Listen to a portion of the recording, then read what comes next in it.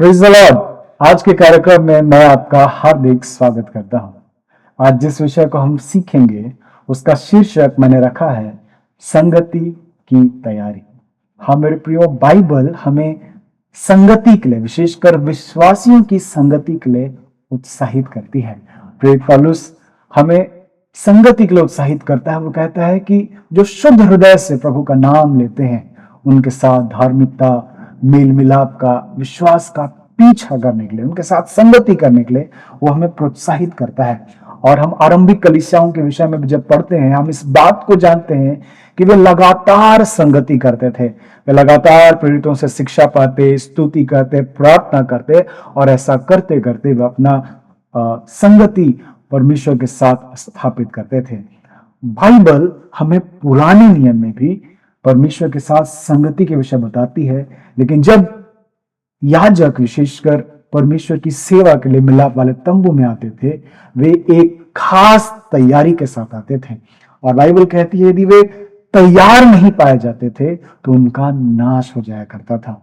तो संगति की एक तैयारी की आवश्यकता है। पुराने नियम में याजकों के विषय बाइबल कहती है याजक जो यहोवा के समीप आया करते हैं वे भी अपने आप को पवित्र करे, कहीं ऐसा ना हो कि यहोवा उन पर टूट पड़े। हाँ मेरे प्रियो, अगर उनकी तैयारी पूर्ण नहीं होती थी यहोवा का क्रोध उनके ऊपर आया करता था। हम देखते हैं कि याजक के वस्त्र और उसके अलावे अन्य तैयारियों की जो आवश्यकता होती थी उस तैयारी के साथ जाते थे। वे खाने पीने से संबंधित नियमों का पालन करते थे, वे शारीरिक शुद्धता अशुद्धता के नियमों का पालन करते थे और वे इस बात का ध्यान रखते थे कि उनके शरीर में किसी भी प्रकार का दोष या कोड़ या ऐसी कोई बातें ना हो जो उनके लिए एक बाधक हो। और वे पूर्ण तैयारी के साथ परमेश्वर के समीप जाते थे और वहां उसकी सेवा करते थे। ठीक इसी प्रकार इब्रानियों का लेखक हमें 10 अध्याय उसके 22 से 25 पद में कुछ महत्वपूर्ण बातों को बतलाता है कि हमें संगति में शामिल होने से पहले तैयारी करना चाहिए। वो कहता है कि जैसे जैसे अंत का समय निकट है हमें एक दूसरे के साथ संगति करना नहीं छोड़ना है, हमें और भी अधिक यह करने की आवश्यकता है। लेकिन इससे पहले वो कुछ तैयारियों को भी बताता है। मैंने 5 महत्वपूर्ण बातों को 10 अध्याय उसके 22 से लेकर 25 पद के बीच में से अलग किया है। ये 5 बातें कौन सी है मैं आपके लिए इसे सामने रखना चाहता हूं। पहली बात, सच्चे हृदय के साथ, पूर्ण हृदय के साथ हमें परमेश्वर के समीप आने की आवश्यकता है। कई बार हम देखते हैं लोग आधे अधूरे मन से संगति में शामिल होते हैं। वे परमेश्वर की उपस्थिति में बैठना तो चाहते हैं लेकिन एक भाग उनका हृदय का संसार की ओर लगा रहता है। कई बार वे परमेश्वर के साथ बैठते तो है लेकिन उनका मन सच्चाई के साथ नहीं बैठा हुआ है। उनके अंदर छल कपट की बातें पाई जाती है और ऐसा परमेश्वर की संगति में शामिल होने को शोभा नहीं देती है। तो हमारा हृदय सच होना चाहिए। बाइबल कहती है कि परमेश्वर ऐसे आराधकों को ढूंढता है जो आत्मा और सच्चाई से उसकी आराधना करें। तो जब हम परमेश्वर के पास आते हैं तो हमारे अंदर सच्चाई का होना बहुत आवश्यक है। दूसरी बात, पूर्ण विश्वास के साथ हमें परमेश्वर के समीप आने की आवश्यकता है। बाइबल कहती है कि जो उसके समीप आता है उसको यह विश्वास करना चाहिए कि वह है और अपने मांगने वाले को प्रतिफल देता है। जब हम विश्वास के साथ आते हैं, हम अपेक्षाओं के साथ आते हैं कि प्रभु हमारे जीवन में यह काम करेगा, हमें प्रभु इन आशीषों को देगा, हम कुछ विश्वास के साथ परमेश्वर के समीप में आते हैं तो इससे परमेश्वर को प्रसन्नता मिलती है। तीसरी बात, विवेक का दोष दूर करने के लिए हृदय पर छिड़काव लेकर, अर्थात अपने आप को यीशु के लहू से धुलकर आने की आवश्यकता है। मैंने कई बार विशेषकर विश्वासियों की संगति में पाया है, लोग संगति में शामिल होते हैं लेकिन कई बार वे अपने विवेक में दोष भावना को महसूस करते हैं। वे महसूस करते हैं अपने पिछले पापों को, वे महसूस करते हैं कि मैं कितना गंदा हूं, मैं पाप में कितना सना हुआ व्यक्ति हूं और ये दोष उनके विवेक में बार बार आता रहता है, उनके विचारों में आता है। वे शामिल तो हैं लेकिन उनका ध्यान उनके दोष की ओर लगा हुआ है। लेकिन बाइबल क्या कहती है कि उसने हमारे अपराधों को काली घटा के समान दूर कर दिया। उद्याचल से अस्ताचल जितनी दूर है उतने दूर उसने हमारे अपराधों को कर दिया है।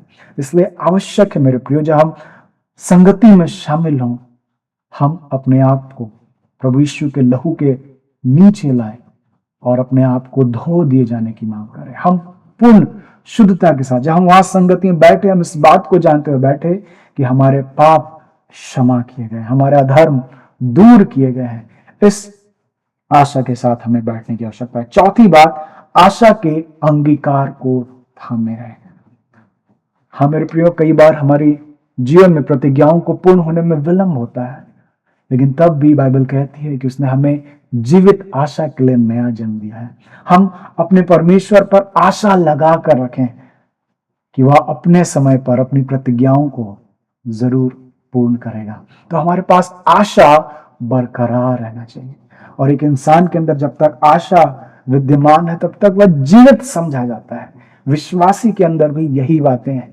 अगर उसके अंदर आशा नहीं है, वह मृत व्यक्ति के समान है। इसलिए आशा के अंगीकार को हमें थामे रहने की आवश्यकता है, और बार बार जो प्रतिज्ञाएं परमेश्वर ने हमें दी हैं उसका अंगीकार करने की आवश्यकता है। शायद वो अभी नहीं हुआ है, लेकिन आने वाले समय में जरूर होगा, क्योंकि वह अपनी प्रतिज्ञाओं से पीछे नहीं हटता है।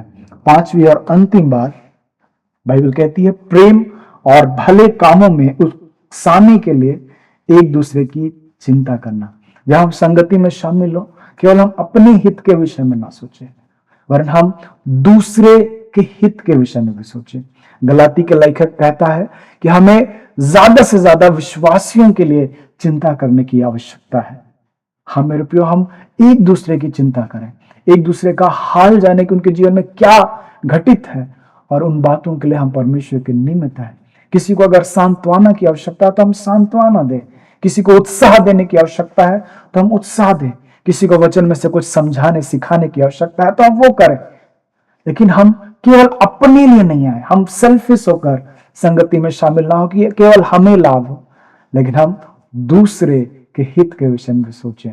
जब हम ऐसा करते हैं, हम एक मजबूत संगति का निर्माण करते हैं, और एक दूसरे के मजबूत होने से एक कलीसिया, मजबूत कलीसिया का निर्माण होता है। प्रभु अनुग्रह करे कि जब हम संगति में शामिल हों, इन 5 बातों का खास ख्याल रखें।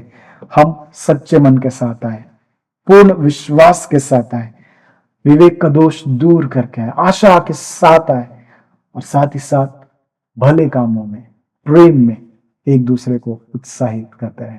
परमेश्वर हम सबों को बहुत आशीष दे।